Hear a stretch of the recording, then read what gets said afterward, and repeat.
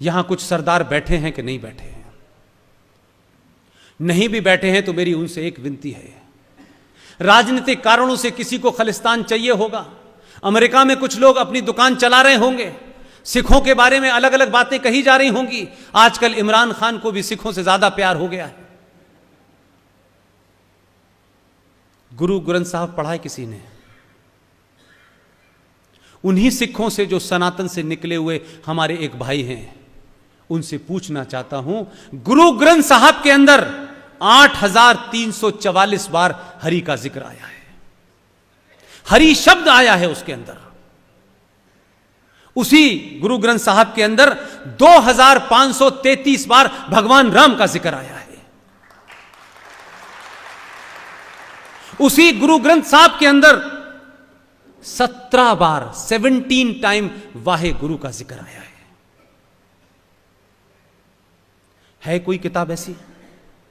हमसे कहा जा रहा है कि सिख अलग हैं, ये अलग लोग हैं, अलग नहीं हैं, राजनीतिक हालात के चलते इनको अलग बना दिया गया।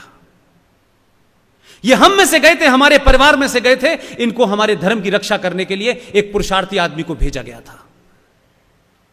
इनका पूरा इतिहास सनातन को बचाने में चला गया है। कुछ राजनीतिक दलों ने अपने नफे नुकसान के लिए इनका कत्ल दिल्ली में कर दिया और उस वक्त के प्रधानमंत्री ने देश के टेलीविजन पे आके कहा कि एक पेड़ गिरता है तो धरती हिल जाती है। अब उनके पास धरती नहीं है, धरती नहीं मिल रही उनको, इसलिए सारी जिम्मेदारी हमारी और आपकी है। इनका भी हाथ पकड़िए। यह करतारपुर हो सकता है इनकी भावनाओं का एक जगह हो।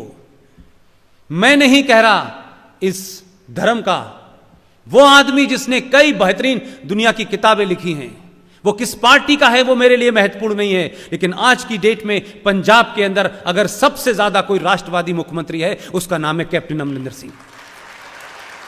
वो किस पार्टी का है ये महत्व नहीं है, उसमें अपनी पार्टी के खिलाफ जाके ये कहने की हिम्मत थी कि ये करतारपुर में जानता हूं क्यों बना है, इसमें पाकिस्तान का नाफेरियस एजेंडा है। आप उन्हीं लोगों से, जिन लोगों ने अपने देश में मिसाइल का नाम बाबर रखा है, टैंकों का नाम औरंगजेब रखा है, वही लोग सिखों को समझा रहे हैं हम तुम भाई भाई हैं, भाई भाई हैं। पूरा इतिहास इनके खून से रंगा हुआ है। लेकिन कुछ राजनीतिक स्वार्थों के चलते अगर कुछ लोग मिसगाइड हो गए हैं तो आप सबकी और मेरी जिम्मेदारी है कि इनका भरोसा जीतिए। इनके ऊपर जो हुआ है उसकी लोगों को गलती को मानना चाहिए, लेकिन इन सबको अलग नहीं करना चाहिए। और रफीक साहब की सिवैयां खाने जाइए, हफ्ते में एक दिन दलित के घर का पानी भी पी के आइए। जिस दिन इस देश में यह होने लगेगा, सनातन जिंदा हो जाएगा और सरकारें एक नहीं एक दिन में 10-10 फैसले लेंगी। हर फैसला इस देश की इतिहास को, सनातन को मजबूत करेगा। हम किसी के खिलाफ नहीं हैं, हम उनके खिलाफ हैं जो ये नारे लगाते हैं अल्लाह का नाम लेकर के, भारत तेरे टुकड़े होंगे इंशाअल्लाह इंशाअल्लाह। ये ध्यान रखें कि जिन्हें भारत के टुकड़े करने की तमन्ना है, ये देश उनके टुकड़े कर देगा, ये ध्यान रखिएगा। अब बहुत दिन तक ये बेवकूफी नहीं चलने वाली है।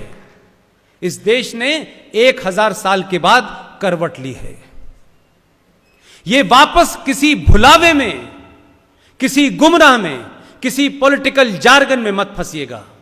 आपकी राजनीति कोई भी हो, आपका राष्ट्र एक है। सरकारें आती हैं, देश में सरकार बनाती हैं, सरकार आती है चली जाती है, लेकिन राष्ट्र समाज बनाता है। इसलिए समाज की ज्यादा जिम्मेदारी है कि वो राष्ट्र बनाए।